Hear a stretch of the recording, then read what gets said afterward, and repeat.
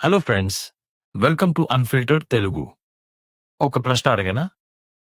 మీరు ఎప్పుడైనా ఒక గ్రంథాలయం గురించి విన్నారా? అది కాలిపోవడానికి 3 నెలల సమయం పట్టిందని. మీరు ఎప్పుడైనా ఒక విశ్వవిద్యాలయం గురించి చదివారా?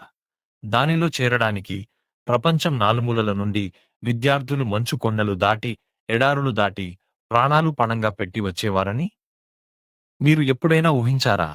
లక్షలాది తాళపత్ర గ్రంథాలు ఒక్క రాత్రిలో మంటల్లో కాలిపోయాయని, మరి ఆ మంటల వెలుతురులో మానవజాతి చరిత్రలో అత్యంత చీకటి అధ్యాయం మొదలైందని. ఇది కేవలం చరిత్ర కాదు. ఇది మన గర్వం, మన గాయం, మన గుర్తింపు. క్రీస్తు శకం 5వ శతాబ్దంలో బీహార్ ఎర్రమట్టిలో పుట్టిన ఆ అద్భుతమైన విజ్ఞాన దేవాలయం పేరు నాలంద.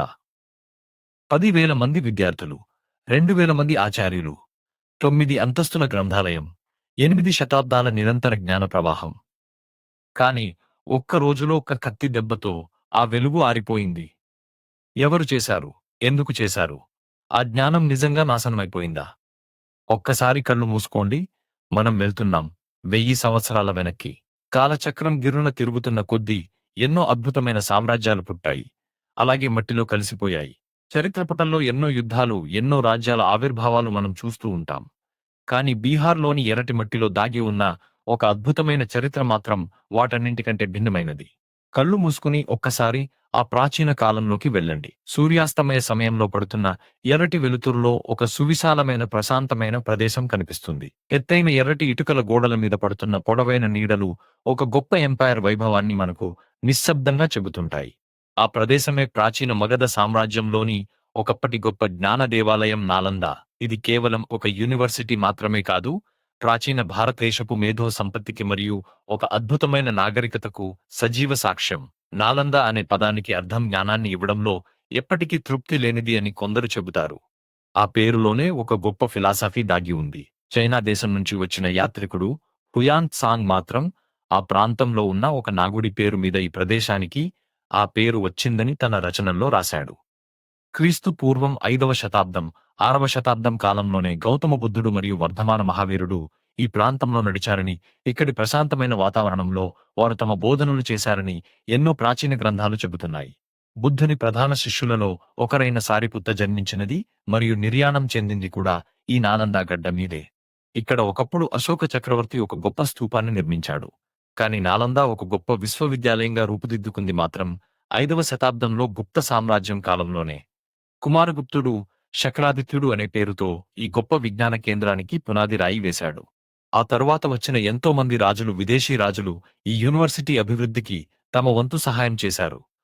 ముఖ్యంగా హర్షవర్ధనుడు మరియు పాలవంశపు రాజులు ఈ విజ్ఞాన కేంద్రానికి ఎంతో ప్రాధాన్యత ఇచ్చారు. ఇండోనేషియాలోని సుమత్రా దీవికి చెందిన శ్రీవిజయ సామ్రాజ్యపు రాజులు కూడా ఇక్కడ భవనాలు నిర్మించడానికి విరాళాలు ఇచ్చారు. అంటే ఈ ప్రదేశం ఆ కాలంలో ఎంత గొప్ప అంతర్జాతీయ గుర్తింపు పొందిందో మనం అర్థం చేసుకోవచ్చు. నాలంద నిర్వహణ కోసం చుట్టుపక్కల ఉన్న 200 గ్రామాల నుంచి వచ్చే ఆదాయాన్ని రాజులు విరాళంగా ఇచ్చేవారు. ఆ ఆదాయంతో ఇక్కడ చదువుకునే విద్యార్థులకు ఉచితంగా భోజనం, వసతి మరియు వైద్య సదుపాయాలు కల్పించేవారు. ఇదొక అద్భుతమైన ఆర్థిక వ్యవస్థ. ఒక్కసారి ఆ ప్రాచీన క్యాంపస్ లోపలికి అడుగుపెట్టి ఊహించుకోండి. ఎటు చూసిన ఎర్రటి ఇటుకలతో నిర్మించిన భారీ భవనాలు ఎంతో గంభీరంగా కనిపిస్తాయి.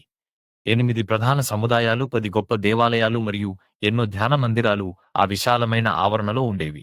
ఆ భవనాల నిర్మాణం ఎంత అద్భుతంగా ఉండేదంటే, వాటి పైకప్పులు నేరుగా ఆకాశాన్ని తాకుతున్నాయా అన్నట్లుగా మేఘాల్లో తేలిపోతున్నట్లుగా అనిపించేవి. ఉదయం పూట మంచు కమ్ముకున్న సమయంలో ఆ భవనాల పైకప్పుల మీద ఉన్న ప్రత్యేకమైన ఆకృతులు మరియు ఎర్రటి ముత్యాల లాంటి స్తంభాలు ఎంతో అందంగా మెరుస్తూ ఉండేవి. ఆ ఆవరణలో లోతైన మరియు స్వచ్ఛమైన నీటి కొలనులు ఉండేవి. ఆ కొలనులో వికసించిన నీలిరంగు కలువ పూలు మరియు ఎర్రటి కనక పుష్పాలు ఆ ప్రశాంతమైన వాతావరణానికి మరింత అందాన్ని తీసుకొచ్చేవి. పచ్చని మామిడి తోటల మధ్య ఎంతో ప్రశాంతంగా సాగే ఆ ప్రాచీన విద్యా వాతావరణం నిజంగా ఒక భూతల స్వర్గంలాగా అనిపించేది. విద్యార్థులు నివసించడానికి ప్రత్యేకమైన వసతి గృహాలు ఏర్పాటు చేసిన మొట్టమొదటి విశ్వవిద్యాలయం ఇదే అని ఆధునిక చరిత్రకారులు కూడా ఆశ్చర్యపోతారు. ఇది కేవలం ఒక బౌద్ధమత కేంద్రం మాత్రమే కాదు, ఎన్నో విభిన్నమైన ఆలోచనలు, సిద్ధాంతాలు కలిసే ఒక గొప్ప వేదిక. ఈ ప్రశాంతమైన వాతావరణంలో సుమారు 10,000 మంది విద్యార్థులు, 2,000 మంది ఆచార్యులు కలిసి జీవించేవారు. ప్రపంచం నలుమూల నుండి China, Korea, Japan, Tibet, Indonesia, Persia మరియు టర్కీ వంటి దూర దేశాల నుండి ఎంతో మంది విదేశీ విద్యార్థులు ఇక్కడికి విద్యను అభ్యసించడానికి వచ్చేవారు. వారు ఇక్కడికి చేరుకోవడానికి ఎన్నో ప్రమాదకరమైన ప్రయాణాలు చేయాల్సి వచ్చేది. మంచుతో కప్పబడిన పర్వతాలు, భయంకరమైన ఎడారులు దాటుకుంటూ నెల తరబడి ప్రయాణం చేసి ఇక్కడికి చేరుకునేవారు. ఆ ప్రయాణాల్లో కొందరు ప్రాణాలు కూడా కోల్పోయేవారు. అంతటి కష్టాలను సైతం లెక్క చేయకుండా ఆ విదేశీ విద్యార్థులు ఇక్కడికి వచ్చారు అంటే ఈ నాలంద పట్ల వారికి ఉన్న గౌరవం మరియు ఇక్కడి విజ్ఞానం మీద ఉన్న దాహం ఎలాంటిదో మనం అర్థం చేసుకోవచ్చు. అయితే నాలందాలో ప్రవేశం పొందడం అంత తేలికైన విషయం కాదు. ఆ ప్రవేశ పరీక్ష ఎంతో కఠినంగా ఉండేది.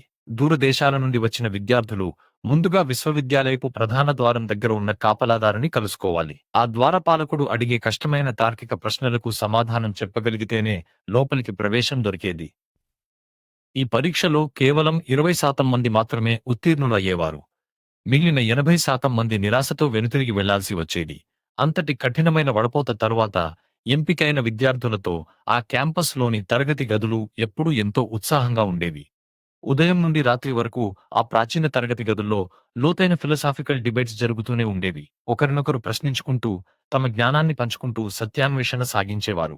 ఇక్కడ కేవలం బౌద్ధ తత్వశాస్త్రం, మహాయాన మరియు హీనయాన సిద్ధాంతాలు మాత్రమే కాకుండా ఎన్నో అద్భుతమైన లౌకిక శాస్త్రాలు కూడా బోధించబడేవి.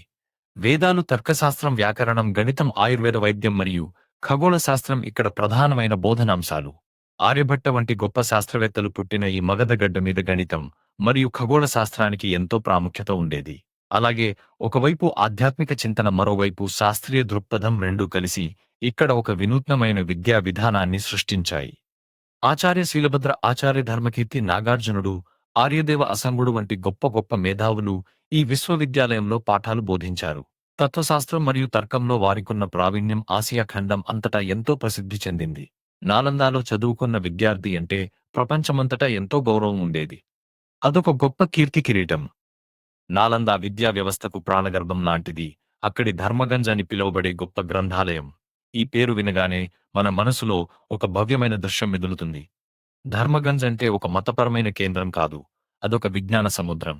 ఈ సముదాయంలో రత్నసాగర, రత్నోదది మరియు రత్నంజక అనే 3 భారీ భవనాలు ఉండేవి.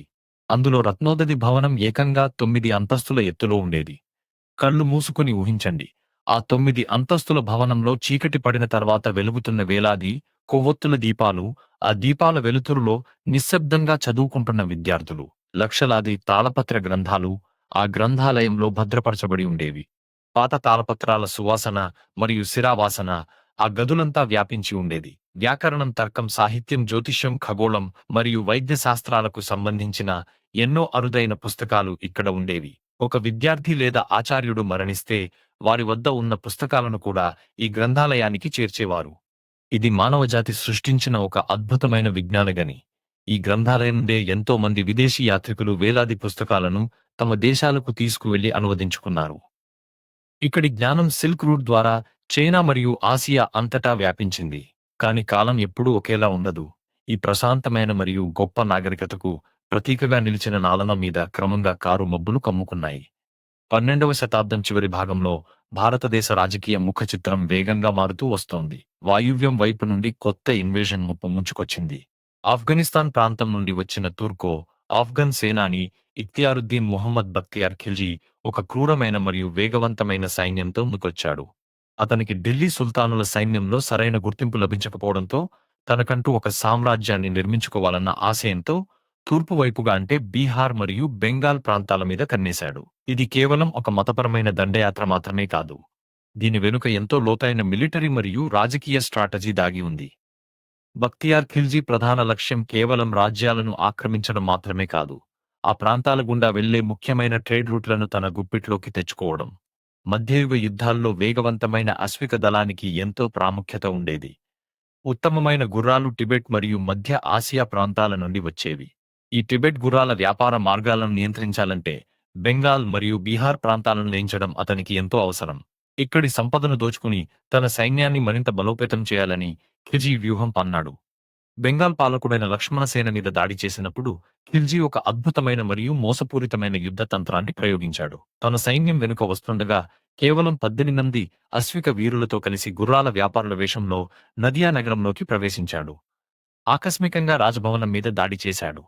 వృద్ధుడైన ఆ రాజు భయపడి పారిపోవడంతో బెంగాల్ ఖిల్జీ వశమైంది.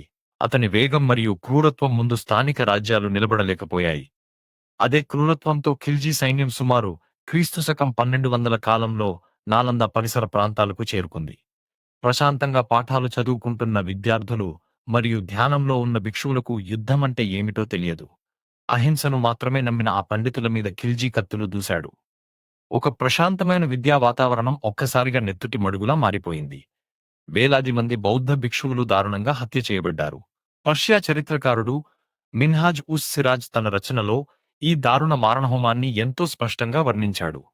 గుండు గీసుకున్న బ్రాహ్మణులు లేదా భిక్షువులందరినీ ఎటువంటి దయ లేకుండా చంపేశారని, ఆ తరువాత అక్కడ ఉన్న పుస్తకాలు చదవడానికి ఒక్క మనిషి కూడా మిగలలేదని అతను రాశాడు.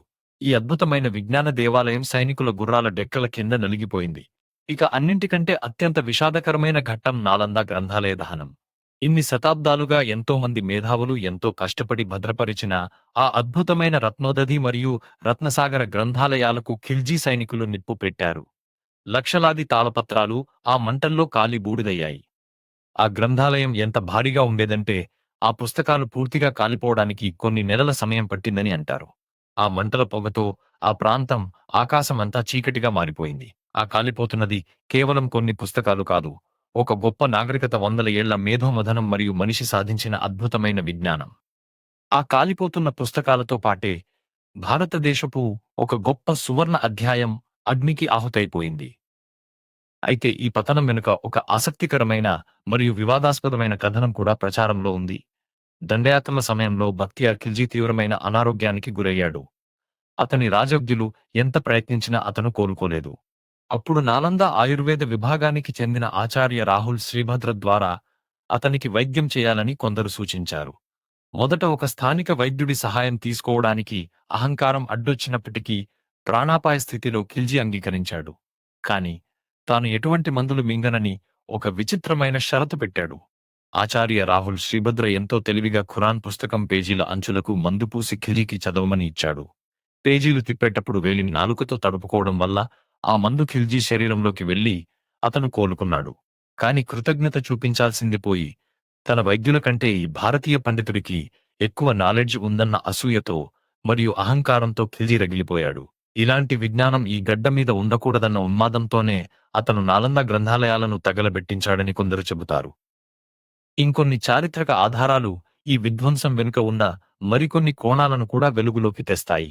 టిబెట్ చరిత్రకారుడు తారానాథ రాసిన కొన్ని కథనాల ప్రకారం హిందూ తాంత్రికులు లేదా కీర్తికులు తమ మతపరమైన అసూయతో మరియు ఘర్షణల వల్ల నాలంద గ్రంథాలయాల మీద నిప్పులు వేశారని, దీనివల్ల ఒక పెద్ద అగ్ని ప్రమాదం జరిగిందని కూడా ప్రస్తావనలు ఉన్నాయి. అంటే కేవలం విదేశీ దండయాత్రలే కాకుండా అంతర్గత మతపరమైన వైరుధ్యాలు, రాజపోషణ తగ్గడం వంటివి కూడా ఈ మహావిహారం పతనానికి కారణమయ్యాయి అని మనం అర్థం చేసుకోవచ్చు. క్రమంగా రాజకీయ పరిస్థితులు మారడం, పాలవంశం తరువాత వచ్చిన రాజులు బ్రాహ్మణ మతానికి ప్రాధాన్యతనిచ్చి బౌద్ధాన్ని నిర్లక్ష్యం చేయడం వల్ల నాలందాకు ఆర్థిక వనరులు ఆగిపోయాయి. అంతటి దారుణమైన డిస్ట్రక్షన్ తరువాత కూడా నాలంద పూర్తిగా శ్వాస విడవలేదు.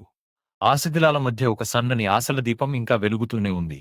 ఈ దాడి జరిగిన కొన్ని దశాబ్దాల తరువాత క్రీస్తుశకం 1235లో ధర్మస్వామిన్ అనే ఒక టిబెట్ బౌద్ధ భిక్షువు నాలందాను సందర్శించడానికి వచ్చాడు. అతను వచ్చే సమయానికి ఒకప్పుడు 10,000 మందితో కలకలలాడిన ఆ క్యాంపస్ ఇప్పుడు భయానకమైన నిశ్శబ్దంతో శిథిలావస్థలో ఉంది. కాని ఆశ్చర్యకరంగా ఆ శిథిలాల మధ్య కూడా సుమారు 90 ఏళ్ల వయసున్న ఆచార్య రాహుల్ శ్రీభద్ర మరియు ఆయన వద్ద చదువుకుంటున్న 70 మంది బౌద్ధ భిక్షువులు తలదాచుకుని చదువు కొనసాగిస్తున్నారు. ఆ కొద్దిపాటి మందికి జయదేవ అనే ఒక స్థానిక బ్రాహ్మణుడు ఆర్థిక సహాయం చేస్తూ అన్నం పెడుతున్నాడు. ఆ ప్రదేశం మీద నిరంతరం సైనికుల దాడుల భయం పొంచి ఉండేది. ఒకరోజు సైనికులు జయదేవను అరెస్ట్ చేయడంతో రాహుల్ శ్రీభద్ర మరియు మిగిలిన భిక్షువులు ప్రాణభయంతో అడవుల్లోకి పారిపోవాల్సి వచ్చింది. ఆ చీకటి భయానక వాతావరణంలో ధర్మస్వామిన్ తన వృద్ధ గురువును కాపాడుకుంటూ గడిపిన ఆ క్షణాలు చరిత్రలో ఎంతో ఉత్కంఠభరితంగా మరియు కన్నీళ్లు తెప్పించేలా ఉంటాయి. ఆఖరికి ఆ కొద్దిపాటి విజ్ఞానపు వెలుగు కూడా ఆ దాడుల భయంతో పూర్తిగా ఆరిపోయింది. మగధ ప్రాంతం మొత్తం ఒక భయంకరమైన నిశ్శబ్దంలోకి కూరుకుపోయింది. నాలందాను ధ్వంసం చేసిన బక్తియార్ ఖిల్జీ ప్రయాణం కూడా ఎక్కువ కాలం సాగలేదు. ఇతర విజ్ఞానాన్ని నాశనం చేసిన అతనికి ప్రకృతి ఒక భయంకరమైన గుణపాఠం చెప్పింది. టిబెట్ రాజ్యాలను ఆక్రమించాలని ఒక 10,000 మంది సైన్యంతో వెళ్లిన ఖిల్జీకి హిమాలయ పర్వతాల భౌగోళిక పరిస్థితులు అర్థం కాలేదు. దారిలో కామరూప అంటే ఇప్పటి అస్సాం ప్రాంతంలో మహారాజా పృథు అతనికి వ్యతిరేకంగా ఒక అద్భుతమైన గెరిల్లా మిలిటరీ స్ట్రాటజీని ప్రయోగించాడు. పృథురాజు నేరుగా యుద్ధం చేయకుండా పారిపోతున్నట్లు నటిస్తూ ఖిజీ సైన్యాన్ని లోతైన అడవుల్లోకి రప్పించాడు. దారిలో ఉన్న గ్రామాలన్నింటినీ ఖాళీ చేయించి పంటలను కాల్చివేసి బావుల్లో విషం కలిపాడు. ఈ స్కోర్చ్డ్ ఎర్త్ విధానం వల్ల ఖిల్జీ సైన్యానికి తినడానికి తిండి, తాగడానికి నీరు లేక భయంకరమైన ఆకలితో అల్లాడిపోయారు. చివరికి వెనక్కి మళ్లుతున్న ఖిల్జీ సైన్యాన్ని తీస్తా నది వద్ద వంతెన కూల్చేసి నదిలో మునిగిపోయేలా చేశారు. 10,000 మందితో వెళ్లిన ఖిజీ కేవలం 100 మంది ప్రాణాలతో దారుణమైన ఓటమితో తిరిగొచ్చాడు. ఆ అవమానంతో మరియు అనారోగ్యంతో మంచాన పడిన ఖిల్జీని అతని సొంత సేనాని అలీ మర్దాన్ దారుణంగా హత్య చేశాడు. విజ్ఞానాన్ని నాశనం చేసిన ఆ ఆక్రమణదారుడి అంతం కూడా ఎంతో విషాదకరంగా ముగిసింది. నాలందా ప్రాకృతిక భవనాలు నాశనమై ఉండవచ్చు, అందులోని పుస్తకాలు కాలిపోయి ఉండవచ్చు. కాని ఆ విజ్ఞానపు ఆత్మ ఎప్పటికీ చనిపోలేదు. ప్రాణాలు అరచేతిలో పెట్టుకుని పారిపోయిన కొందరు భిక్షువులు తమతో పాటు కొన్ని తాళపత్రాలను టిబెట్, నేపాల్ మరియు ఇతర ఆసియా దేశాలకు తీసుకువెళ్లారు. ఆ విధంగా నాలంద విజ్ఞానం ఆసియా అంతటా భద్రపరచబడింది. వారు నేర్పిన తత్వశాస్త్రం, తర్కం మరియు శాంతి సందేశాలు ఎన్నో తరాలకు స్ఫూర్తినిచ్చాయి. ఈ చరిత్రను చదువుతున్నప్పుడు మనకు ఎంతో బాధ కలుగుతుంది. ఒక అద్భుతమైన విజ్ఞాన సంపదను ఎంతో నిర్దాక్షిణ్యంగా ఎలా నాశనం చేశారో తలుచుకుంటే గుండె బరువెక్కుతుంది. చరిత్ర అంటే కేవలం రాజుల మధ్య జరిగే రక్తపాతాలు, యుద్ధాలు మాత్రమే కాదు. అది ఒక సంస్కృతి, ఒక నాగరికత ఎదుర్కొన్న పోరాటం. నాలంద పతనం మనకు ఒక చేదు నిజాన్ని గుర్తు చేస్తుంది. ఎప్పుడైతే ఒక సమాజం తన విజ్ఞానాన్ని మరియు మేధో సంపత్తిని రక్షించుకోవడంలో విఫలం అవుతుందో అప్పుడు ఆ సమాజం ఒక చీకటి యుగంలోకి నెట్టివేయబడుతుంది. ఆనాటి బ్రాహ్మణ చరిత్రకారులు ఎవరూ కూడా ఈ పతనం గురించి తమ రికార్డులలో కనీసం ఒక మాట కూడా రాయకపోవడం ఒక పెద్ద ఆశ్చర్యం. ఈ నిశ్శబ్దం వెనుక ఉన్న రాజకీయ రాజీలు మరియు మతపరమైన విభేదాలు చరిత్రలో ఎప్పటికీ ఒక పెద్ద రహస్యంగానే మిగిలిపోతాయి. కాని కాలం ఎప్పుడూ ఒకే చోట ఆగిపోదు. ఆరిపోయిన బూడిదలోంచి ఫీనిక్స్ పక్షిలా నాలంద మళ్లీ పునర్జన్మ ఎత్తింది. 21వ శతాబ్దంలో ఆధునిక ప్రపంచం ఆ ప్రాచీన విజ్ఞానపు విలువను మళ్లీ గుర్తించింది. మాజీ రాష్ట్రపతి డాక్టర్ ఏ.పి.జె. అబ్దుల్ కలాం గారి కలల ప్రతిరూపంగా ఎన్నో దేశాల భాగస్వామ్యంతో అదే రాజగిరి సమీపంలో ఒక సరికొత్త నాలంద విశ్వవిద్యాలయం మళ్లీ ప్రాణం పోసుకుంది. ఇప్పుడు ఈ కొత్త క్యాంపస్లో పర్యావరణ పరిరక్షణ, బౌద్ధ అధ్యయనాలు మరియు అంతర్జాతీయ సంబంధాల మీద పరిశోధనలు జరుగుతున్నాయి. ఒకప్పుడు ప్రపంచం నలుమూలల విద్యార్థులను ఆకర్షించిన ఆ పవిత్ర భూమి ఇప్పుడు మళ్లీ అదే ఉత్సాహంతో సిద్ధమైంది. కత్తులు మనుషులను చంపగలవు కాని ఆలోచనను కాదు. అగ్ని పుస్తకాలను కాల్చగలదు కాని అక్షరాన్ని కాదు. నాలంద ఒకప్పుడు కూలిపోయి ఉండవచ్చు కాని ఆ శిథిలాల అడుగున దాగి ఉన్న జ్ఞానపు పునాదులు ఇప్పటికీ ఎంతో బలంగా ఉన్నాయి. ఈ కొత్త నాలంద విశ్వవిద్యాలయం ద్వారా ఆ ప్రాచీన వెలుగు మళ్లీ ప్రపంచమంతటా ప్రకాశిస్తోంది. చరిత్ర ఎప్పుడూ మనకు గుణపాఠాలు చెబుతూనే ఉంటుంది. దాన్ని అర్థం చేసుకుని ముందుకు నడవడమే మన బాధ్యత. బక్తియార్ ఖిల్జీ లాంటి ఆక్రమణదారులు చరిత్రలో ఒక విధ్వంసకారుడిగా మిగిలిపోతే, నాలంద మాత్రం ఎప్పటికీ తరగని ఒక విజ్ఞానగనిలాగా, ఒక శాశ్వతమైన వెలుగుగా మనుషుల గుండెల్లో ఎప్పటికీ నిలిచిపోతుంది. నాలంద ప్రస్థానం ముగిసిపోలేదు. అది ఒక నిరంతర ప్రవాహం. ఇక్కడ ప్రతి మట్టి కణంలోనూ ఒక చరిత్ర ఉంది. ప్రతి గాలి వీచికలోనూ ఒక తత్వశాస్త్రం ఉంది. ఇది నాలంద విజ్ఞాన శిఖరాల నుండి కాలగర్భంలో కలిసిపోయి మళ్లీ గర్వంగా తలెత్తుకున్న ఒక సజీవ చరిత్ర. నేను చేసే ప్రతి వీడియో వెనక ఎంతో రీసెర్చ్ ఉంటుంది, ఎంతో ప్యాషన్ ఉంటుంది. ఇలాంటి మర్చిపోయిన చరిత్రలు, మన గొప్ప నాగరికతల రహస్యాలు, మన పూర్వీకుల అద్భుతమైన గాథలు ప్రతి వారం మీ దగ్గరకు తీసుకొస్తాను. మీ ఒక్క సబ్స్క్రైబ్ నాకు మరింత మోటివేషన్ ఇస్తుంది. Please subscribe to my channel. Thank you for watching the video.